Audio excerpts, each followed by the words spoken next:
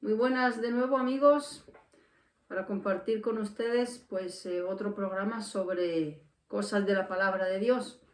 Este canal es un canal para compartir cuestiones relacionadas con el Evangelio, con Dios. ¿Dónde está la verdad? ¿En qué lugar? ¿En qué sitio? Porque hoy en día hay verdaderamente tantas religiones, pero sí quiero dejar algo claro. Aunque aquí se habla de Dios, este no es un canal de una religión determinada ni de una denominación determinada.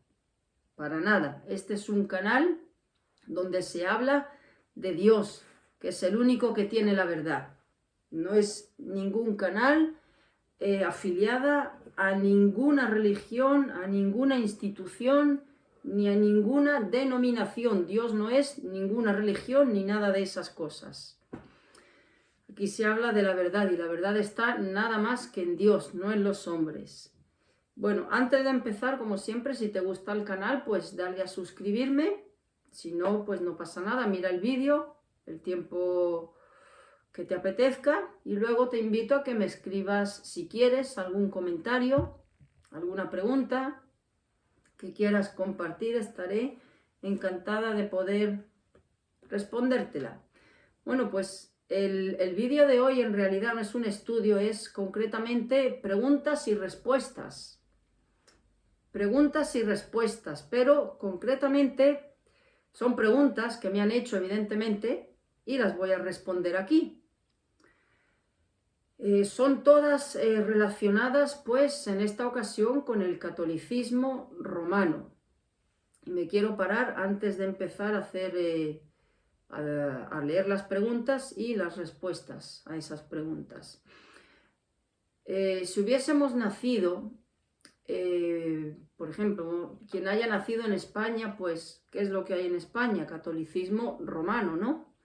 Si hubiésemos nacido en el Tíbet, pues seríamos budistas.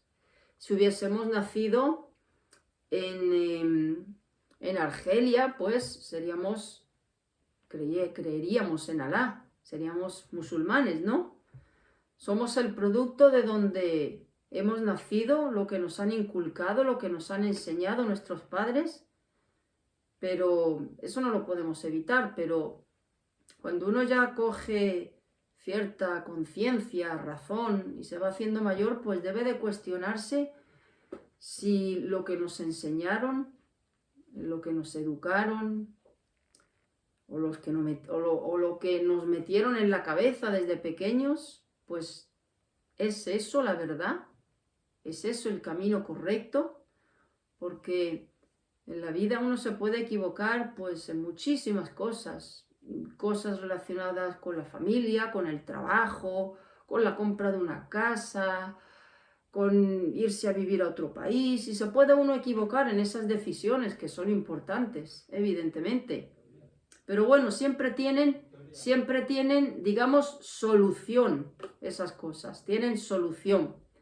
Pero equivocarse en cuestiones espirituales, pues verdaderamente conlleva unas consecuencias drásticas y eternas de las que no hay posibilidad de rectificar. Entonces, yo, por ejemplo, parto de un contexto católico, pero llega el momento en la vida donde uno debe de plantearse si uno está en el camino, en el sendero correcto, porque, como bien he dicho, estamos hablando del destino de nuestra alma, dónde desemboca nuestra alma después de esta vida. Y todos nos podemos equivocar, absolutamente todos. Bueno, pues partamos con la primera pregunta. Yo voy a leer las preguntas, pero antes de leer las preguntas, leeré las preguntas y luego las respuestas. Pero sí quiero dejar constancia de que todas las respuestas que voy a dar están sacadas de aquí, de la palabra de Dios. Ninguna es mía, porque de hecho yo no grabaría absolutamente nada si fueran opiniones mías. Todo es la pregunta que me hacen y qué dice la palabra de Dios de esa pregunta en concreto. Luego yo la desarrollo un poquitito, pero la misma Biblia, la misma palabra de Dios es la que va a responder a esas preguntas. ¿Y por qué va a ser la palabra de Dios? Porque, evidentemente, por ejemplo, es ahí donde está la verdad. Yo me puedo equivocar, pero Dios no se equivoca. Entonces, este no es un libro cualquiera, no es un libro de interpretación, de filosofía, de autoayuda, ni de psicología. Es la misma, es la boca de Dios hablando. Dice, por ejemplo, aquí, segunda de Timoteo, capítulo 3, versículo 16, dice: toda la escritura es inspirada por Dios, es inspirada por Él, y útil para enseñar, para redarguir, para corregir, para instruir en justicia. Entonces, la respuesta que dé la palabra de Dios es ahí donde está la verdad. Por mucho tiempo que hayamos practicado X rito o hayamos tenido tal concepto en nuestra mente, no importa cuán firmes o cuán seguros estemos de lo que pensamos, si la palabra de Dios dice lo contrario a lo que hemos llevado pensando toda nuestra vida, pues habrá que rectificar, ¿no? Yo creo que es de sabios. La gente que rectifica es gente sabia. La gente que no rectifica y dice, me da miedo cambiar, me da miedo pasarme a otro bando, me da miedo descubrir la verdad, pues pienso que pues no es de sabios, evidentemente, esa conducta. Bueno, primera pregunta. Dicen, ¿hay algo de malo en tomar a la Virgen, a los ángeles, a los santos como modelos de santidad y orarles para que rueguen por nosotros? Vale, vamos a ver qué dice Dios sobre eso. Por ejemplo, en Apocalipsis 15:4 dice lo siguiente. Dice, ¿quién no te temerá, oh Señor, y glorificará tu nombre? Pues solo tú eres santo, solo tú eres santo. Me paro aquí. Todos estos santos que ha erigido la Iglesia Católica no eran más que hombres pecadores como yo que estoy a la cámara y como el que me esté viendo, hombres con debilidades nacidos con el pecado original. Por lo tanto, se derrumba la santidad y santo nada más que hay uno. ¿Qué es lo que ha pasado? Que la Iglesia Católica Romana ha elegido, pues de hecho tenemos en el calendario 365 días y cada día del año tiene un santo. ¿En base a qué? Bueno, le atribuyen un milagro de aquí, un milagro de allí, cosas sin inventos. Se le atribuyen curaciones milagrosas. Todos son meras especulaciones humanas. Meras especulaciones humanas. Se le atribuyen curaciones milagrosas, en fin, todo ese tipo de cosas, y en base a esas cosas, pues lo hacen santo. Me pregunto, ¿qué tiene eso que ver con la santidad? Absolutamente nada.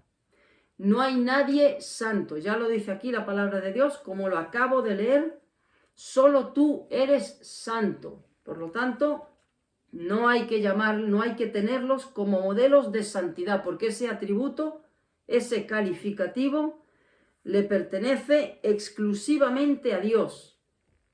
Mateo, por ejemplo, Mateo 23:9, dice, no llaméis Padre vuestro a nadie en la tierra, porque uno es vuestro Padre, el que está en los cielos. No llaméis Padre vuestro a nadie, no se está refiriendo a un Padre carnal, al Padre que todos tenemos en esta tierra, ¿no? Sino a un Padre espiritual. Me paro.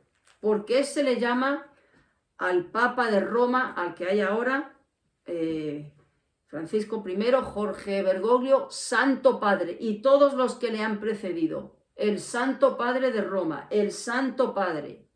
Nadie es Padre espiritual de nadie, solamente tenemos un solo Padre, que es Dios. Y Santo Acabo de leer en Apocalipsis, nada más que hay uno, que es Dios. Por lo tanto, se derrumba la figura papal. Santo Padre, no hay nadie.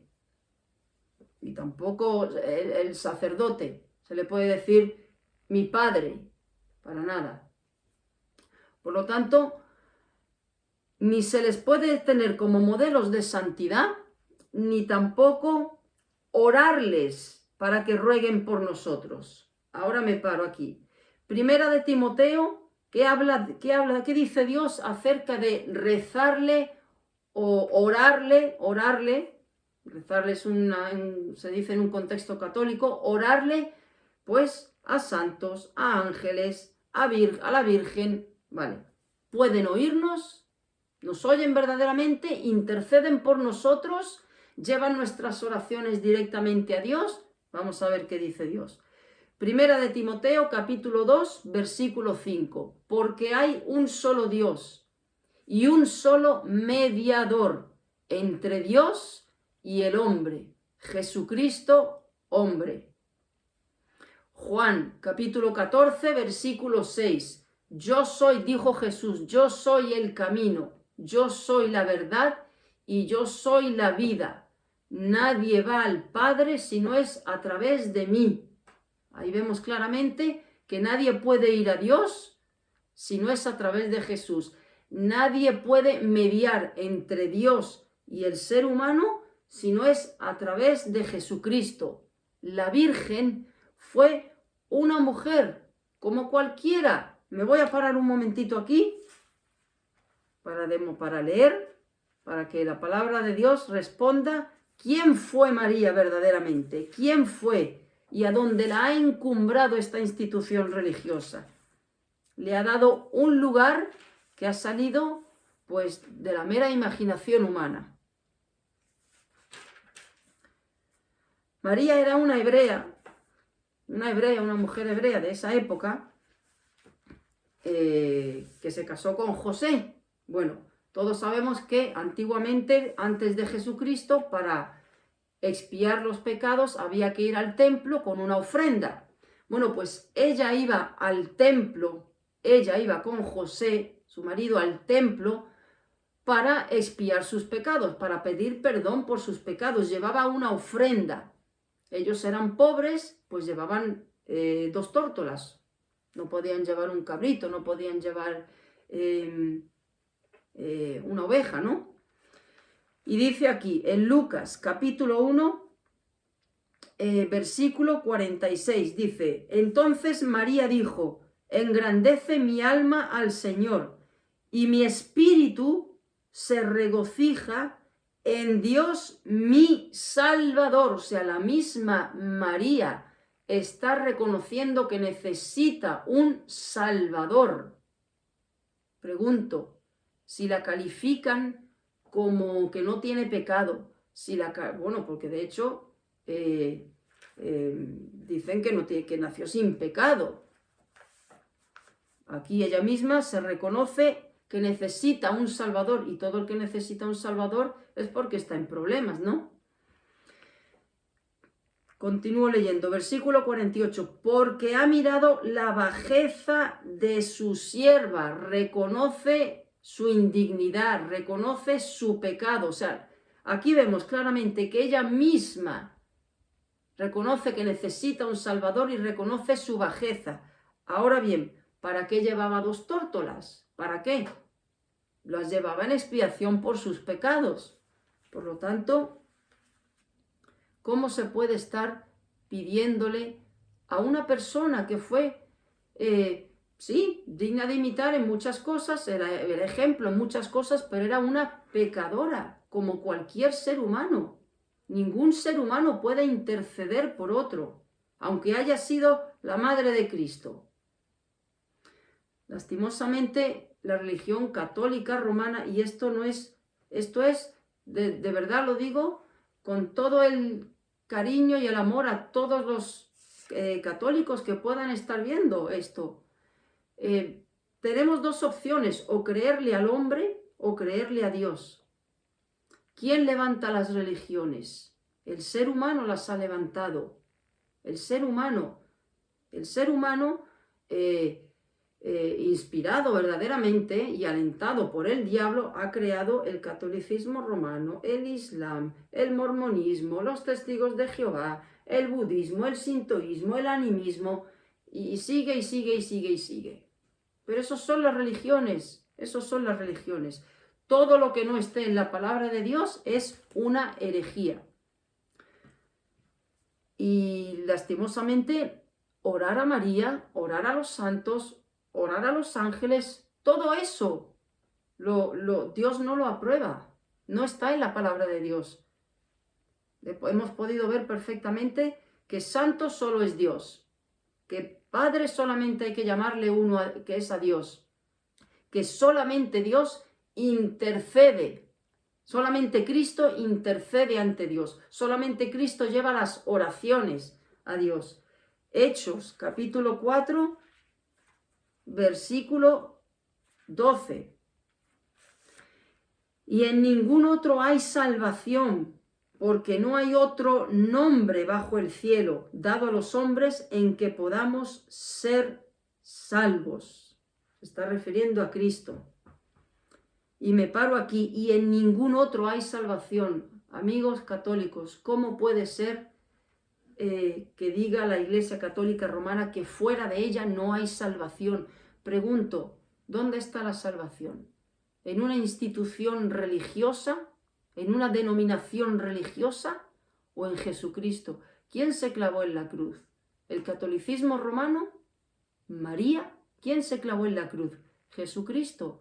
Bueno, pues el catolicismo romano, la Iglesia Católica Romana dice que fuera de ella no hay salvación, no te puedes salvar. Es decir, si yo salgo de la Iglesia Católica Romana y reniego de ella, renuncio a ella y me ciño únicamente a seguir a Cristo y lo que Él dice en su palabra, no tengo salvación. Eso es lo que ellos dicen. Entonces, esto da que pensar mucho. Esto da que pensar mucho. Entonces, es profesarles amor, devoción. ¿Es pecado? Claro que es pecado. Claro que es pecado, porque el único que merece devoción y adoración y al único al que hay que orarle y pedirle es a Cristo. Dicho sea de paso, en Juan, cuando Juan escribió el Apocalipsis, hubo un momento en el que creo que fue un ángel, sí, un ángel se le apareció y él hizo el intento de arrodillarse delante de él y le dijo el ángel, no lo hagas, porque yo soy consiervo tuyo, es decir, yo soy uno como tú, yo soy uno como tú, adora a Dios. Ni los mismos ángeles admiten la adoración del ser humano. Con Pedro pasó lo mismo también.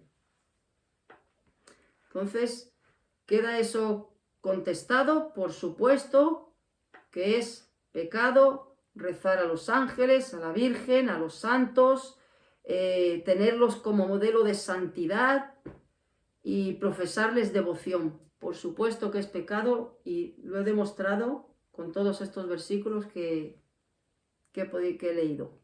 Otra pregunta.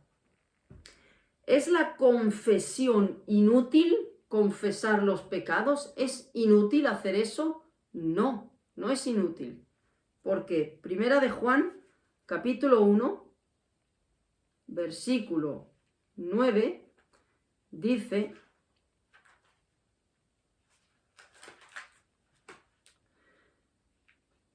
si confesamos nuestros pecados, Él es fiel y justo para perdonar nuestros pecados y limpiarnos de toda maldad. Por supuesto que no es inútil. Ahora bien, ¿a quién? Pues aquí lo dice. Él es fiel y justo para perdonar nuestros pecados. Pregunto, ¿un sacerdote es fiel y justo para perdonar pecados? No, no puede perdonar pecados. De hecho, Cristo, cuando estuvo en la tierra, sus grandes enemigos fueron los sacerdotes, fueron los fariseos, fue el Sanedrín, los religiosos. ¿Por qué? ¿Por qué? porque Él perdonaba pecados, Jesús, y ellos le decían, ¿tú quién eres para perdonar pecados? Si pecados solamente los puede perdonar Dios. ¿Cómo es que tú te atribuyes ese derecho a perdonar pecados? Bueno, es que Él era Dios, por eso podía perdonar pecados. Pero es decir, hasta los fariseos, los saduceos, todo el Sanedrín reconocían que solo Dios puede perdonar pecados. Entonces, ¿puede un sacerdote católico romano perdonar pecados? No puede perdonar pecados. ¿Es la confesión inútil? Inútil es si se le pide perdón a un sacerdote. Si se va a un sacerdote a que te perdone los pecados. Claro que así es inútil. Ahora, si uno confiesa los pecados a Cristo, y le pide perdón de corazón y confía en que su sangre lo limpia de pecado, por supuesto que no es inútil. Aquí lo dice el versículo 7, la sangre de Jesucristo, su Hijo, nos limpia de todo pecado. Otra pregunta, ¿es la comunión un teatro? Y todo esto en el contexto católico. La comunión, pues la comunión que se hace en la Iglesia Católica Romana, ¿no? El comulgar con la hostia. ¿Es un teatro? Preguntan.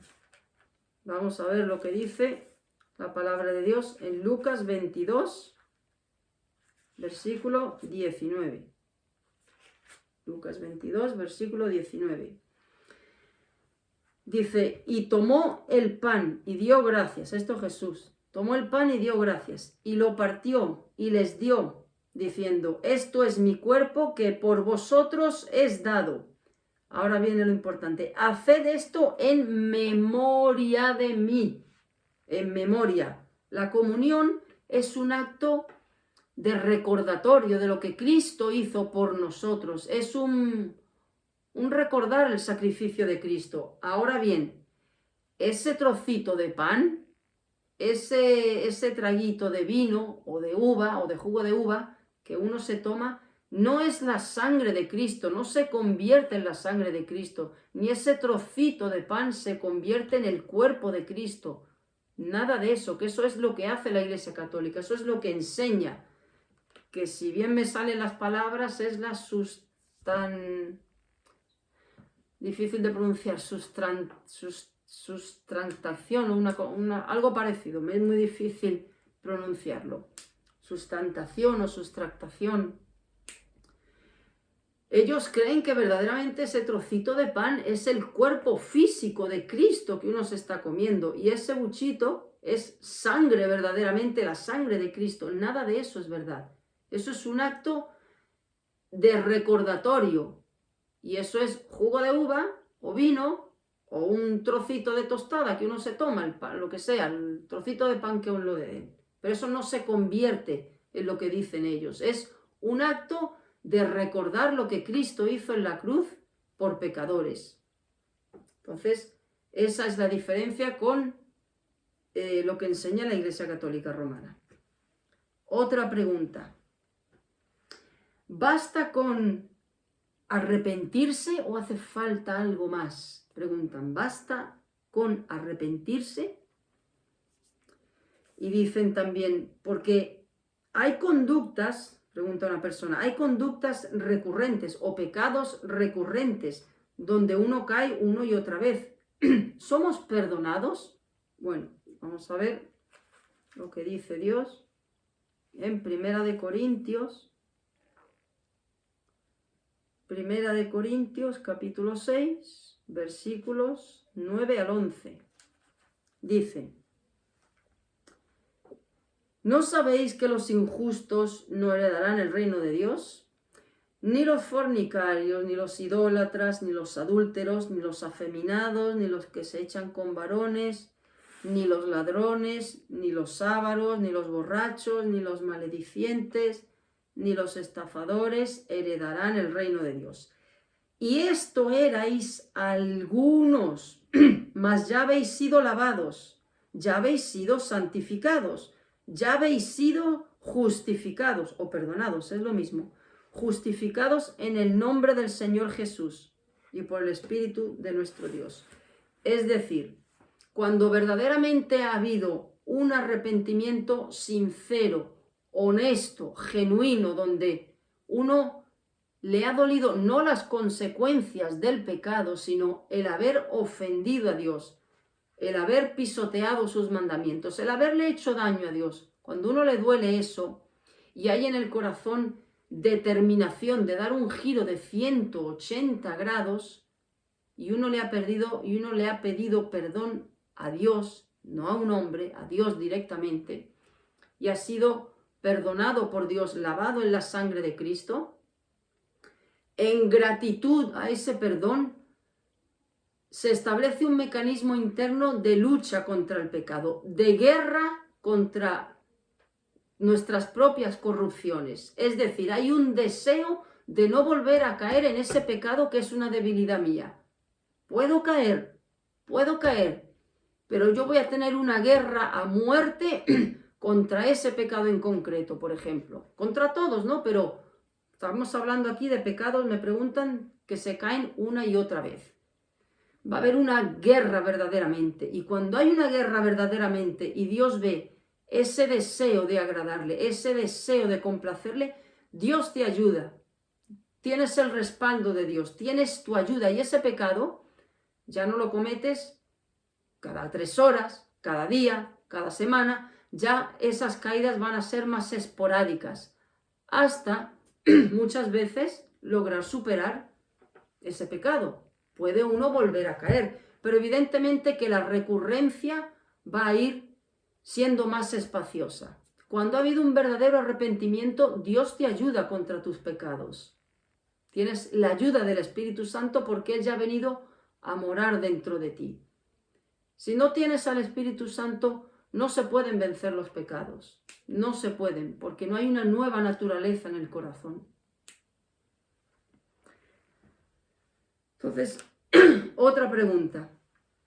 Las apariciones, por ejemplo, apariciones milagrosas, milagros de la Virgen de Guadalupe, de Fátima, de Lourdes, del Pilar. Vale, todas esas apariciones, ¿qué son? Por ejemplo, lo hemos visto muchas veces, de vírgenes, los 3 niños, lo de Fátima, se apareció la Virgen de Fátima a esos 3 niños pastorcillos, 2 niñas y un niño. Todas esas apariciones, ¿qué son? ¿Son reales? ¿No son reales? ¿Es un invento? ¿Es un fraude? Bueno, yo no voy a decir que en determinados casos haya fraude, no lo voy a negar, pero sí voy a afirmar con mucha rotundidad y a ciencia cierta que esas cosas son reales, esas apariciones son reales, sí, son reales esas apariciones de vírgenes, son reales. Pero ahora bien, ¿quién se está apareciendo? ¿La Virgen? Vamos a ver si es la Virgen quien se aparece. Porque la Virgen está con Virgen, la Madre de María, ya dejó de ser Virgen. La Madre de Jesús está con el Señor, ella no puede tener contacto con nadie de aquí, con nadie de esta tierra, ni puede aparecerse. Entonces, ¿quién se aparece? Vamos a ver lo que Dios dice. Juan capítulo 8, versículo 44. Juan capítulo 8, versículo 44. Dice, dice Jesús, vosotros sois de vuestro padre el diablo, y los deseos de vuestro padre queréis hacer. Él ha sido homicida desde el principio, y no ha permanecido en la verdad, porque no hay verdad en él. Cuando habla mentira, de suyo habla, o sea, de lo suyo habla, porque es mentiroso y padre de mentira. De mentira. Él es un especialista en mentiras. Segunda de Corintios, capítulo 11, versículo 14. Ya vemos que es un mentiroso. Y aquí vemos también que dice, no es maravilla, no es extraño, en otras palabras, porque el mismo Satanás se disfraza como ángel de luz. En otras palabras, esas apariciones de la Virgen, esas incluso estatuas que lloran sangre y que lloran lágrimas, que eso se ha visto. Eso se ha visto, que la estatua ha llorado sangre. Y no ha sido un fraude, ha sido real. Eso es por obra del diablo. Eso es por obra del diablo. ¿Por qué? Bueno, pues así la gente cree verdaderamente que la Virgen es real, que la Virgen tiene poder, que se le puede ir a rezar y confía. Esos engaños lo único que lleva a la gente es a confiar en la mentira del diablo. Tú pídele a la Virgen, mira, está llorando porque quiere que le pidas esto, te está indicando el camino, está triste porque quiere esto, porque quiere lo otro. Es decir, atrapa al ser humano en la idolatría, en el engaño. Todo eso son obras del diablo para engañar al ser humano. Existen esas apariciones, existen, pero no es la Virgen que se aparece, no es María, ni es ningún santo, ni es ningún familiar, es el diablo disfrazado. Es el diablo disfrazado. Lo de Fátima fue el diablo disfrazado de la Virgen de Fátima. Lo de Guadalupe, el diablo disfrazado hizo tal milagro aquí y tal milagro allá. Siempre es el diablo con diferente disfraz, pero es el diablo. Nadie que se ha muerto tiene contacto con la gente de la tierra, ni puede hacer ningún milagro. Ese alma que ha fallecido está o bien en el cielo o bien en la condenación eterna, en el infierno. No hay posibilidad de contacto alguno. ¿Que hay milagros? Por obra del enemigo. Voy más allá.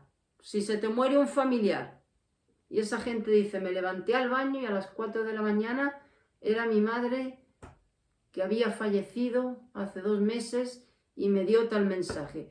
¿Tú crees que has visto a tu madre? Puede ser que hayas visto su apariencia física, pero déjame decirte que era el diablo, un demonio, un ente demoníaco disfrazado de tu madre. Ellos tienen este poder. Ellos tienen ese poder para tomar la apariencia humana de esa persona, de ese ser querido o de esa figura religiosa. Ellos tienen ese poder. Ellos tienen ese poder. Dice, ahora preguntan, la Virgen nos pide que recemos, dice, no son, hablando de apariciones y todos estos milagros, dice, no son recordatorios a andar por el camino que Dios nos mostró a través de la Virgen, los santos o los ángeles. En otras palabras, no serán señales que Dios nos manda a través de vírgenes, santos, apariciones. No son señales de Dios, son engaños del diablo, son mentiras del diablo. Todo esto aquí está, es un mentiroso y se disfraza como ángel de luz. Otra pregunta que hacen, ¿rezar el rosario es un pecado? Bueno, pero yo pregunto, pues sí es un pecado, evidentemente que es un pecado, porque al único al que hay que orar es a Dios directamente. No hay que orar a la Virgen, no hay que orar a ningún santo, ni a ningún ángel, ni a ningún familiar fallecido. Al único al que hay que dirigir nuestras oraciones es a Dios únicamente. Ahora bien, rezar el rosario. Yo no lo he rezado, pero sé cómo funciona. Esos son bolitas, es un collar largo y aquí habrá gente viendo esto que sabe perfectamente lo que es, ¿no? Cada bolita pues es una oración. Una oración. De simple lógica. Cuando uno lleva, puede ser a lo mejor que el primer rezo, pues uno esté consciente, pero cuando uno lleve 15, 7, 8, 12 o 50, ustedes se creen que uno tiene la mente en eso, uno lo que está es ya agotado de todos esos rezos. Ahí no está ni la mente, ni el corazón, ni el intelecto. Lo que está uno es como un papagayo repitiendo. De hecho, la palabra de Dios cuando habla de la oración dice, mas tú cuando quieras orar, entra en tu aposento privado, entra en tu cámara secreta, en tu cuarto, y ora directamente al Padre. Ora directamente a Dios. También la Biblia habla de hacer vanas repeticiones, de no hacer vanas repeticiones que se creen que por su palabrería serán escuchados. No, Dios no oye palabrerías, Dios no oye horas, Dios oye una palabra salida del corazón y dirigida directamente a Él, directamente a Él. Por lo tanto, rezar el rosario es un pecado, sí es un pecado, no sirve, aparte que no sirve absolutamente de nada, no sirve de nada. Eso es hablar, hablar, hablar como un papagayo donde ni la mente, ni el corazón, ni el intelecto, es simplemente querer cumplir un rito para callar tu conciencia. No borra tu pecado, no quita tu culpabilidad. Entonces, todas estas preguntas las habían hecho con respecto, pues todas relacionadas con el catolicismo romano. Yo siempre he dicho y lo sostengo, que hay muchas religiones y cada una, pues cada religión es muy distinta una de otra. La religión católica romana tiene sus ritos, tiene muchísimos ritos, es una religión babilónica, sumamente idólatra, plagada de tradiciones. ¿De dónde arranca el catolicismo? El catolicismo arranca del antiguo Imperio Romano. Todos esos cristianos que estaban escondidos en las catacumbas. Constantino el emperador dejó de perseguir el cristianismo, fue una maniobra política y dijo: podéis salir de donde estáis escondidos, oficializo el cristianismo, ya no os persigo más, ya no vamos a matar a cristianos, ya no vamos a echar a los leones los cristianos, ya no los vamos a quemar, como en la época de Nerón y todos los que me precedieron. Ahora bien, ¿estos cristianos en qué creen? En un tal Jesús. ¿Y quién era la madre de Jesús? Era una tal María, una hebrea. Bueno, nosotros tenemos aquí todos estos dioses. Aquí tenemos a Júpiter. Ay, había un apóstol que se llamaba Pedro, ¿verdad? Pedro. Pues mira, Pedro va a ser Júpiter. Y también hubo un tal Pablo. Mira, Pablo va a ser este. Se fusionó eso con todo el Imperio Romano. Y de ahí sale pues todos estos santos y todas estas costumbres y todos estos ritos y la adoración a reliquias y todo este mantro de idolatría. La adoración al sol, la hostia, así, representada en forma de círculo. Ellos adoraban al sol. Entonces, ¿qué es el catolicismo romano? La fusión del verdadero cristianismo con todo el paganismo del Imperio Romano. De ahí nace en el 313 el catolicismo romano, que nada tiene que ver con el cristianismo que fundó Cristo, con 12 hebreos, que lo único que les dijo Cristo fue: id y predicad el evangelio a toda criatura, predicad el evangelio de salvación. No les dijo nada más.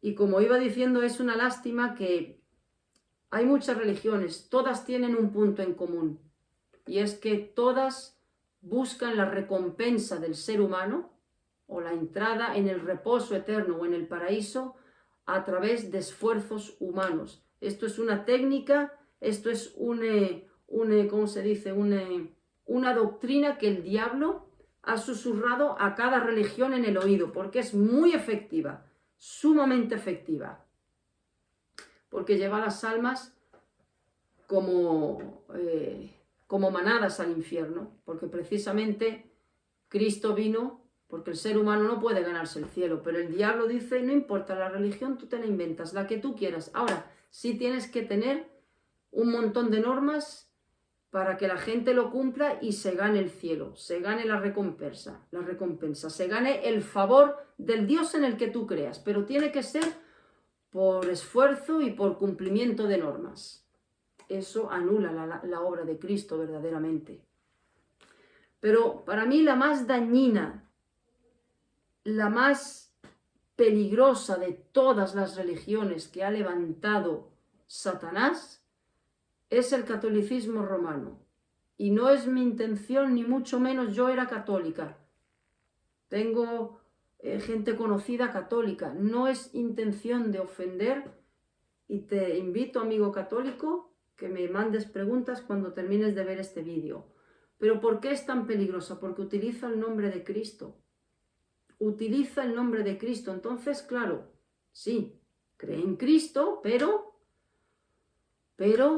ten fe en Cristo, pero ten fe en que tú tienes que hacer buenas obras para entrar en el cielo. Ya ha metido ahí el diablo la levadura. Sí, tú crees en Cristo, pero no puedes dejarte a María. María es la que media entre Dios y tú. Ya ha metido ahí el diablo la levadura, cuando Cristo es el único mediador. Dios quiere que se le adore en espíritu, no quiere imágenes de ningún tipo.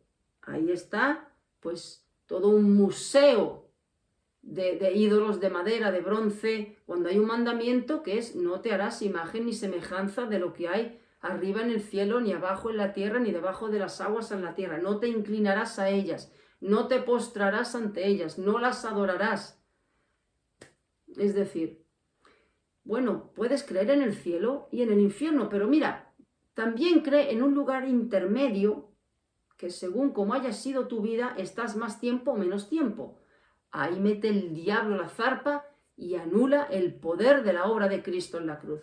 Por eso es tan peligrosa esta religión. Por eso, amigo católico, cuestiónate. No importa si llevas 70 años en esta religión. No importa si tienes 90 años y llevas toda tu vida metida en esta religión. Plantéate, ¿quién lleva la verdad? He empezado leyendo 2 de Timoteo, capítulo 3, versículo 16. Toda la escritura es inspirada por Dios. Todo lo que yo he leído aquí no han sido palabras mías.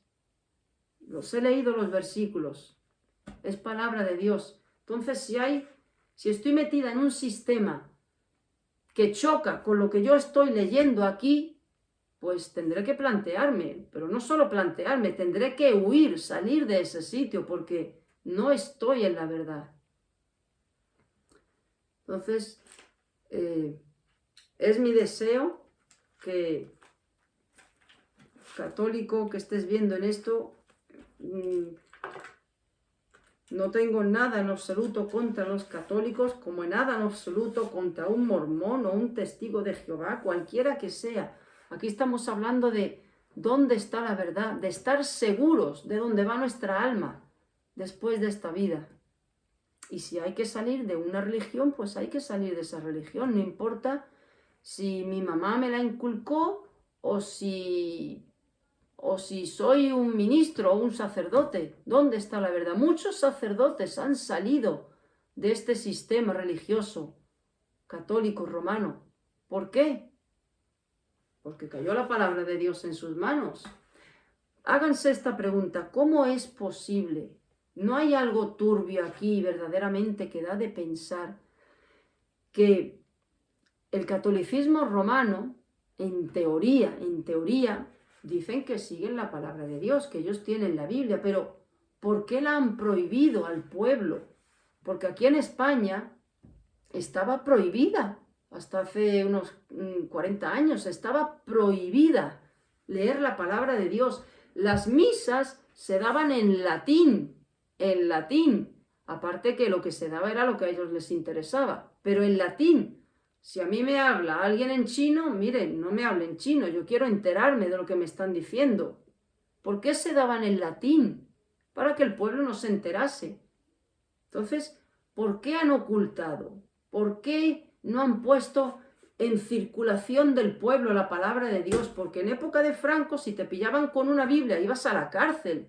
Pero bueno, ¿pero no es el catolicismo la religión oficial? Y ellos tienen la Biblia, ¿por qué entonces no me la dejan? ¿Por qué no me la prestan? ¿Por qué no puedo leerla? Para poder manipular. Mientras el pueblo sigue ignorante, puedo manipular las almas. ¿Qué le pasó a Martín Lutero?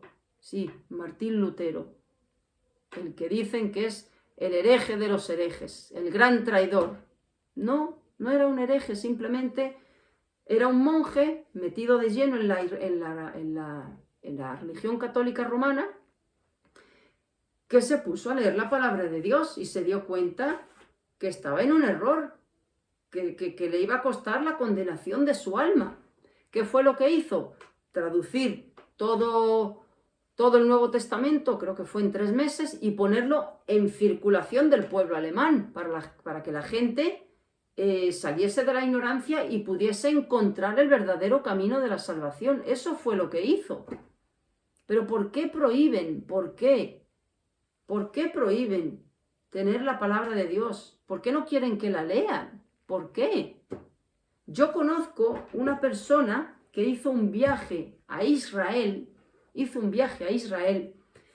en una hermandad católica, y el guía era un cura, Y bueno, pues esta persona iba en todos los sitios donde le iban llevando, en ese tour, al Monte de los Olivos, a todos los sitios, ¿no?